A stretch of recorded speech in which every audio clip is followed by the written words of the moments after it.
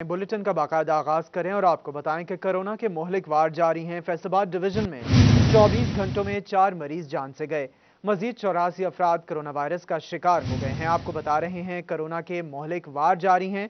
Corona की दूसरी लहर के पेश नजर फैसलाबाद डिवीजन में 24 घंटों में 4 मरीज जान से गए। इसी पर बात करने के लिए हमारे साथ मौजूद हैं अज़ादार हुसैन। अज़ादार हुसैन, बताइएगा, कोरोना के वार ताहाल जारी हैं? जी बिल्कुल। फैसलाबाद डिवीजन में कोरोना वायरस के हमले जारी हैं और डिवीजन भर में गुज़िश्ता 24 घंटे के दौरान 4 मरीज जो हैं वो जहाँ बहक हुए हैं। ये जो 4 मरीज जहाँ बहक हुए हैं ये जिला फैसलाबाद के अस्पतालों में हुए हैं। इसके अलावा 24 घंटे के दौरान महकमा सेहत की तरफ से जो रिपोर्ट जारी की गई है उसमें 84 अफराद में कोरोना वायरस की तस्दीक की गई है।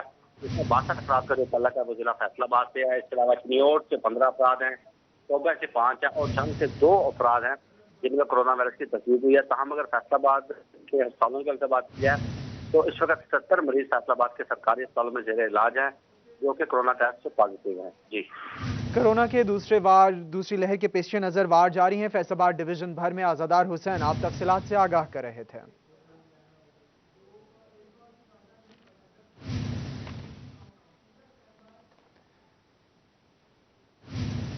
दूसरी जानिब चिन्योट में भी कोरोना वैक्सीनेशन का अमल तेजी से जारी है। महकमा सेहत ने पहले मरहले में 260 हेल्थ मुलाजमीन को वैक्सीनेशन लगाई, जबकि दूसरे मरहले में हुकूमत की जानिब से 1060 कोरोना वैक्सीनेशन का स्टॉक आया है।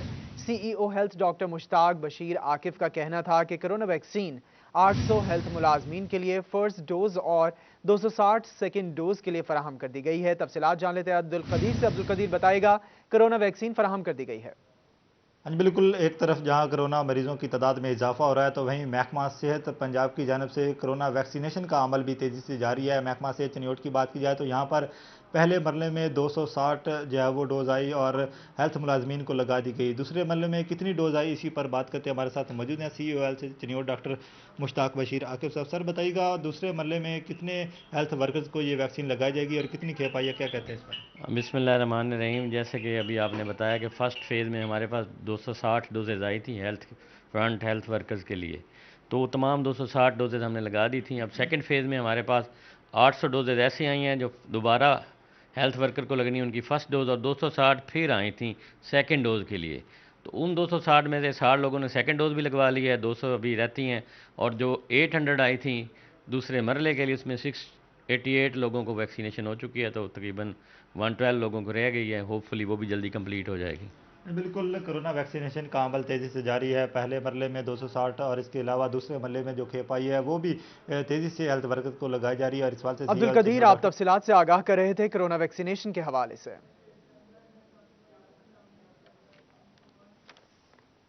अभी बात करेंगे बुलेटिन में। सरकारी स्कूलों में कोरोना से बचाव के लिए फंड्स ना मिलने का इंकशाफ हुआ है। तलबा को मास्क देने और रोजाना क्लासरूम सैनिटाइज करने के मंसूबे पर अमल दरामद नहीं हो सका। महकमा स्कूल्स एजुकेशन ने सहूलियात के लिए 9 अरब 70 करोड़ रुपए के फंड्स मांगे थे। इसी पर बात करने के लिए हमें ज्वाइन किया अली रामिन। अली, बताएगा, फंड्स ताहाल नहीं मिल सके?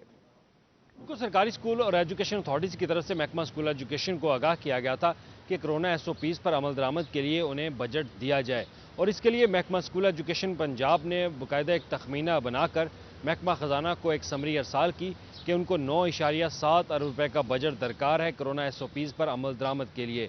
और इसमें जो कोरोना SOPs उनकी तरफ से बताए गए थे, महकमा हेल्थ ने जो रिकमेंडेशंस दी थी कि मास्क पहनना बच्चों के लाजमी है, तो मास्क खरीदे जाने थे, हैंड सैनिटाइज़र खरीदे जाने थे, और इसके साथ ही टेम्परेचर गन जो है वो खरीदी जानी थी। और इसके साथ साथ सफाई सुथराई के निज़ाम को बेहतर करने के लिए मज़ीद सहूलियात मैसर होनी थी, वाशरूम्स की सहूलियात दी जानी थी, और इसमें जो क्लासरूम को सैनिटाइज़ किया जाना था रोज़मर्रा की बुनियाद पर, तो ये भी एक SOPs बनाकर दिया गया था। लेकिन इस पर महकमा स्कूल एजुकेशन के हुकाम ने बारहा महकमा ख़जाना को आगाह किया, लेकिन उनको अभी तक बजट जो है वो नहीं मिल सका। और ये 9.7 अरब रुपए का फ़ंड थे जो कि महकमा स्कूल एजुकेशन ने महकमा ख़जाना पंजाब को आगाह किया कि उनको फौरी तौर पर दिए जाए, ताकि वो लाहौर के न सिर्फ लाहौर बल्कि पूरे पंजाब के सरकारी स्कूलों के ये फ़ंड फराहम कर सकें। तो इस पर जो सवाल ये ताहाल नहीं मिल सके, अली राम, आप तफसीलात से आगाह कर रहे थे।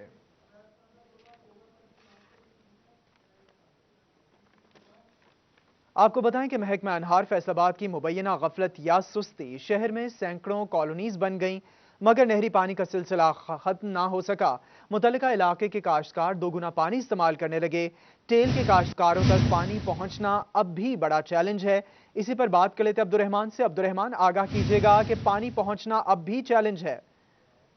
जब बात की जाए महकमा नहर के हवाले से, तो यहाँ पर महकमा नहर की सुस्ती की वजह से यहाँ पर जितनी भी फैसलाबाद में कॉलोनीज बन रही हैं उनका पानी कहाँ जा रहा अभी तक पता नहीं चलाया जा सका। वाज़ेह रहे कि यहाँ पर सैकड़ों कॉलोनीज बन चुके हैं फैसलाबाद की हदूद में, लेकिन उसका जो नहरी पानी मंजूर हुआ था, अब यहाँ पर जितने भी बाकी जिम्मेदार बचते हैं वो आपस में बांट लेते हैं और महकमा नहर की जानब से इस सिलसिले में कोई भी कावश नहीं की जा रही। और दूसरी जानब अगर बात की जाए तो यहाँ पर टेल पर पानी पहुँचाना स्टिल जो एक बड़ा चैलेंज बन चुका है। वाज़ेह रहे कि यहाँ पर जितना भी पानी होता है महकमा नहर के पास, उसमें इनकी कोशिश होती है कि टेल तक पानी बेहतर तरीके से पहुंचाया जा सके, लेकिन जो पानी कॉलोनीज का ख़त्म हो रहा है वो अभी तक आगे करने के लिए, टेल तक पहुंचाने के लिए कोई इकदाम नहीं की जा रहे, जिस वजह से ये इशू सामने आ रहे हैं कि यहाँ पर जो पानी है वो मुकामी ज़िम्मेदार ही ज़्यादा अपने तौर पर इस्तेमाल करना शुरू कर देते हैं और उनकी जो उनको जो टेल तक उनकी फ्राहमी करना महकमा नहर की जानब से टेल के काश्तकारों तक पानी पहुंचना अब भी बड़ा चैलेंज है। अब्दुर्रहमान, आप तफसीलात से आगाह कर रहे थे।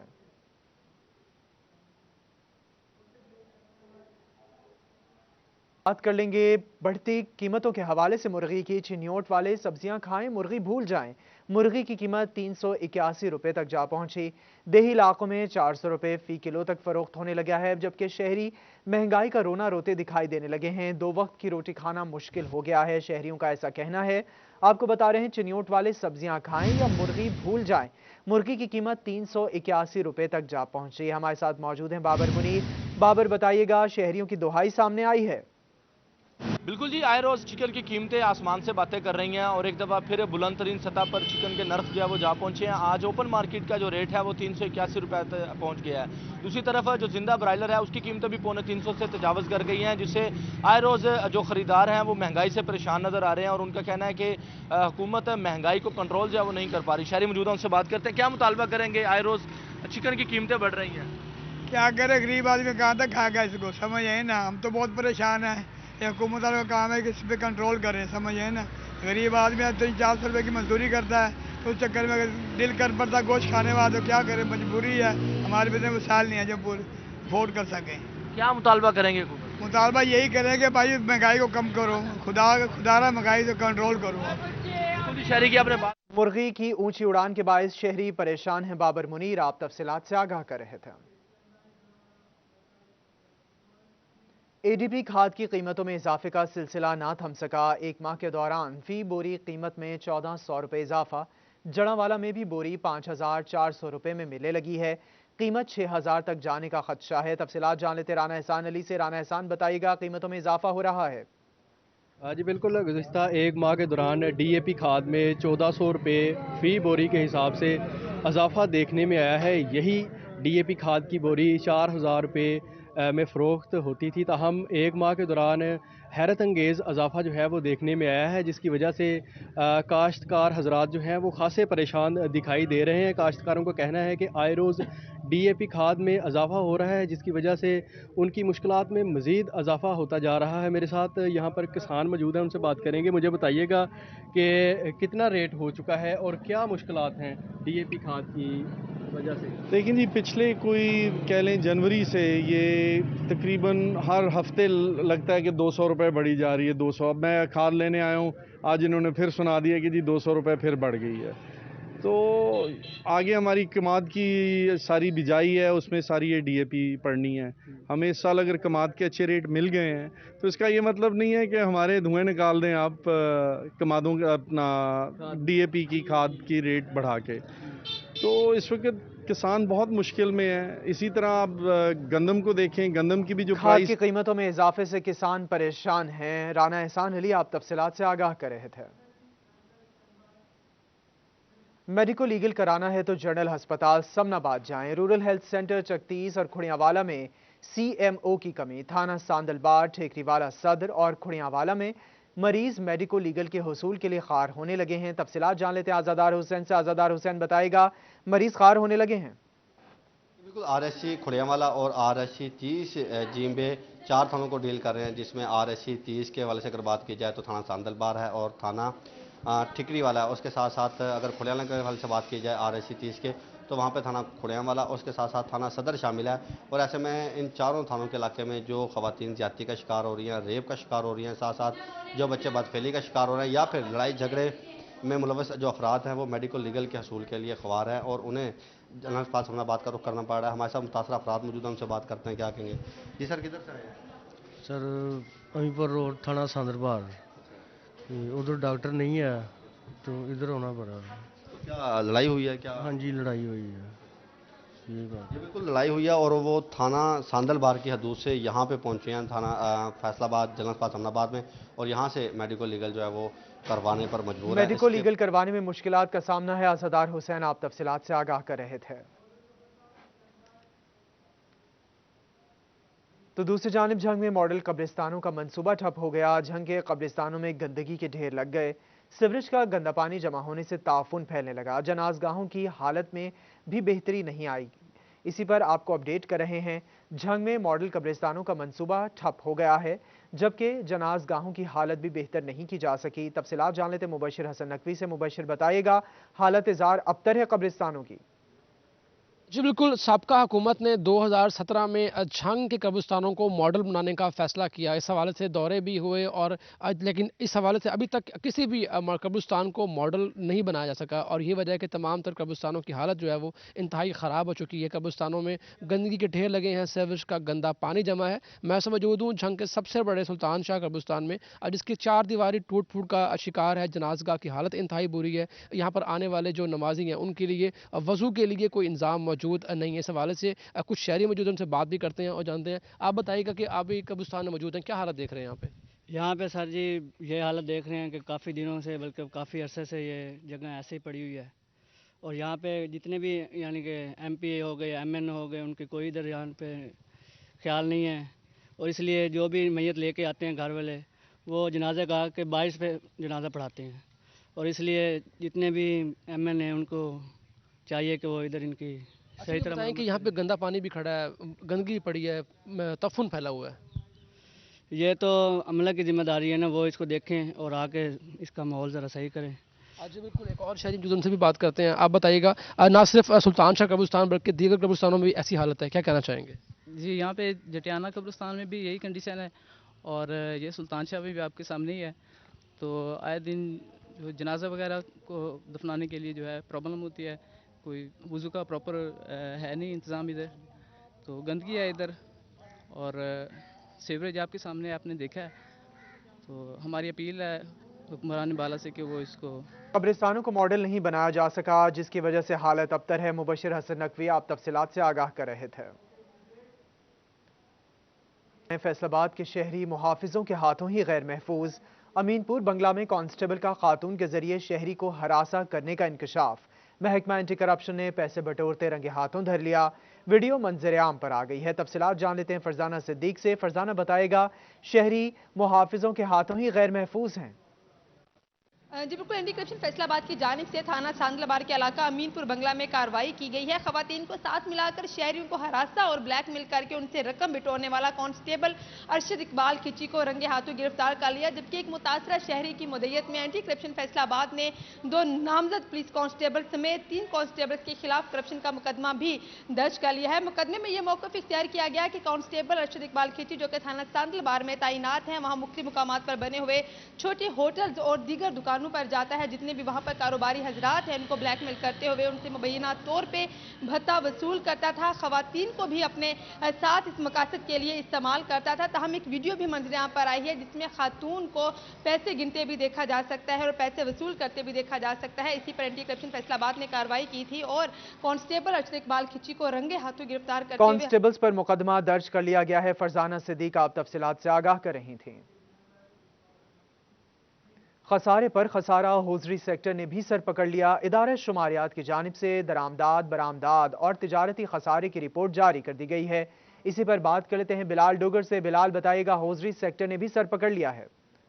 जी बिल्कुल, अदारा शुमारियात पाकिस्तान की जानिब से ट्रेड डेफिसिट बरामदात और दरामदात की रिपोर्ट जो है वो जारी कर दी गई, जिसके मुताबिक पाकिस्तान का तजारती खसारा फिर से बढ़ा है। अगर जनवरी के मुनासबत से देखा जाए तो रिपोर्ट के अंदर 5.87 US मिलियन डॉलर की जो है हमें खसारे का सामना करना पड़ा है। इस हवाले से हौजी मैन्युफैक्चर वाले जो उन्होंने भी सर पकड़ लिए कि आखिरकार कम होती एक्सपोर्ट के ऊपर उनके लिए लम्हा फिक्रिया कि पहले से लेबर शॉर्टेज के बाद अब लेबर खुद कट ऑफ कर रहे हैं, क्योंकि इतनी शिफ्टें जो वो नहीं चला पा रहे। हमारे साथ मियां फर्क इकबाल साहब मौजूद हैं, चेयरमैन है PHM के।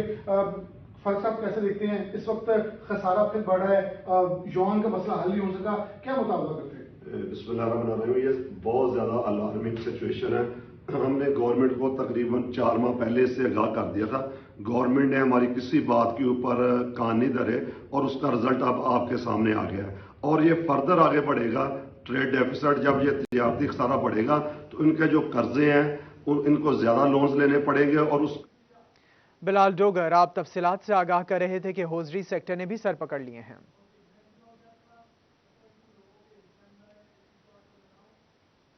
3 लाख का टारगेट, हदफ सिर्फ 10,000। फैसलाबाद में महकमा तालीम दाखिला टारगेट हासिल करने में पीछे है। इसी पर बात कर लेते हैं जहांगीर अशरफ से। जहांगीर बताएगा, महकमा दाखिला जो है वो पीछे रह गया है टारगेट हासिल करने में। हुकूमत की तरफ से ऐसे तलबा और तालबात जो कि कोरोना के बाद स्कूल छोड़ चुके थे, ड्रॉप आउट हुआ था स्कूल्स में, उसको पूरा करने के लिए 1 फरवरी से दाखिला मुहिम जो है वो शुरू की गई थी सरकारी स्कूल्स में और तमाम सरबाहान इदारा को टारगेट दिया गया था कि वो ज़्यादा से ज़्यादा बच्चों को स्कूल्स में वापस लेकर आएँ। लेकिन चूँकि आधा सेशन गुजर चुका है, गवर्नमेंट ने अगले सेशन का जो आगाज़ है वो 1 अगस्त से करने का ऐलान कर रखा है। तो ऐसे में मिड सेशन में जो दाखिले हैं उसका टारगेट बहुत ज़्यादा दे दिया गया, जो कि गैर हकीकी नजर आ रहा है, क्योंकि फैसलाबाद के सरकारी स्कूल को 3 लाख बच्चे दाखिल करने का टारगेट दिया गया। लेकिन 1 फरवरी से जो फरवरी के 1 माह का डाटा इकट्ठा किया गया महकमा तालीम की तरफ से, वो सिर्फ 10,000 बच्चे अभी तक 1 माह में दाखिल हो सके हैं, जो कि मजमूई तौर पर फैसलाबाद को दी गई टारगेट का 4% भी नहीं बनता। इस हवाले से असातिज़ा कहते हैं कि बहुत ज़्यादा बच्चे अपना सिलेबस कवर कर चुके हैं और प्राइवेट सेक्टर से जो बच्चे अभी तक कहीं दाखिल नहीं हुए थे, जब वो वापस स्कूल आ रहे हैं तो उनको किस क्लास में बिठाया जाए, क्योंकि अगर वो प्राइवेट स्कूल से सर्टिफिकेट लेकर आते हैं तो उनको अगर अगली क्लास में बिठाया जाएगा तो 2 से 3 माह बाद अब वो 1 साल की बजाय सिर्फ 4 माह में अपनी क्लास मुकम्मल करके अगले सेशन में जा सकते हैं। लेकिन ऐसा पॉसिबल नहीं है कि सिर्फ 3-4 माह में बच्चों को अगली क्लास में बिठाया जाए। ये भी एक बड़ी रुकावट बन रही है दाखिला मुहिम के हवाले से। टीचर महकमा तालीम दाखिला टारगेट हासिल करने में नाकाम है। जहांगीर अशरफ आप तफसीलात से आगाह कर रहे थे। कहीं IT टीचर नहीं तो कहीं कंप्यूटर ही मौजूद नहीं। टोबा टेक्सिंग में सरकारी स्कूल्स की मुतादिद कंप्यूटर लैब्स गैर फाल हैं। बात कर लेते हैं वकार घुमन से। वकार बताइएगा, मुतादिद स्कूल्स में कंप्यूटर लैब्स गैर फाल हैं। टोबा टेक्सिंग जिला में 271 हाई स्कूल हैं, जिनमें से 215 हाई स्कूलों में IT लैब्स मौजूद हैं। 56 जो स्कूल हैं वो इस सहूलत से इसमें इनके पास ही IT लैब्स की सहूलत मौजूद नहीं है। मगर इसके बावजूद ऐसे स्कूल हैं कहीं पे IT के जो टीचर हैं वो मौजूद नहीं है और कई जो कंप्यूटर लैब्स हैं वहाँ से जो सिस्टम्स हैं, जो कंप्यूटर का सामान है, वो बाकी शोबों में इस्तेमाल हो रहा है। इस हवाले से महकमा तालीम का ये कहना है कि जिन स्कूलों में IT टीचर्स मौजूद नहीं हैं, इनके हवाले से महकमा तालीम को लिखा हुआ है कि वहाँ पर जल्द इनकी तैनाती की जाए। इसके साथ साथ जहाँ पे जो लैब्स मौजूद हैं लेकिन वहाँ पे टीचर्स ना होने की वजह से बाकी शोबों में कंप्यूटर लैब्स का इस्तेमाल हो रहा है और वहाँ पे जो तालिब इल्म हैं जो IT की क्लासेस के, उनको ये सहूलत मुयस्सर नहीं है कि वो लैब्स में जाके जो कंप्यूटर को इस्तेमाल कर सकें। तो इस हवाले से इंतज़ामिया का ये कहना है कि वो इस हवाले से ऐसे जो स्कूल हैं जहाँ पे IT के टीचर्स मौजूद नहीं है, वहाँ पर उनकी तैनाती की जाएगी। मुतादिद IT लैब्स गैर फाल हैं। वकार घुमन आप तफसीलात से आगाह कर रहे थे।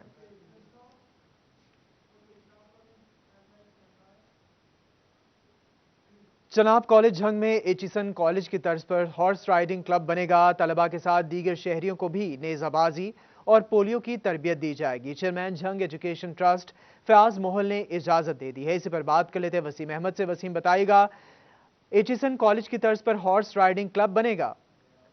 जी, चनाब कॉलेज झंग में भी एचिसन की तर्ज पर अब हॉर्स राइडिंग क्लब बनाया जाएगा, जिसके अंदर तलबा और तालिबात समेत शहर के दीगर लोगों को भी इसमें मेंबरशिप दी जाएगी। इसमें आपको बताता चलूँ कि हॉर्स राइडिंग क्लब के अंदर नेज़ाबाजी, इसके साथ साथ पोलो की तरबियत जो है वो भी दी जाएगी, जिसके लिए खुसूसी तौर पर ट्रेनर रखे जाएंगे। इसमें डिप्टी कमिश्नर झंग, जो कि झंग एजुकेशनल ट्रस्ट के चेयरमैन भी है, उन्होंने इस मंसूबे की मंजूरी दे दी है और आइंदा माह से इस मंसूबे पर काम जो है वो शुरू किया जाएगा और जितने भी मेंबरशिप है वो भी शहरियों के लिए और तलबा तलबात के लिए उसका भी सिलसिला शुरू कर दिया जाएगा, जिसमें जो रियायती बुनियादों पर तमाम जितने भी स्टूडेंट्स हैं चनाब कॉलेज झंग के, उनको मेंबरशिप दी जाएगी। इसके साथ साथ जितने शहरी हैं जो पहले आइए पहले पाइए की बुनियाद पर, उनको भी जो हॉर्स राइडिंग क्लब जो होगा उसकी मेंबरशिप दी जाएगी। तलबा के साथ दीगर शहरियों को भी नेज़ाबाजी और पोलो की तरबियत दी जाएगी। बहुत शुक्रिया वसीम अहमद, आप तफसीलात से आगाह कर रहे थे। स्टूडियो से फिल वक्त इतना ही।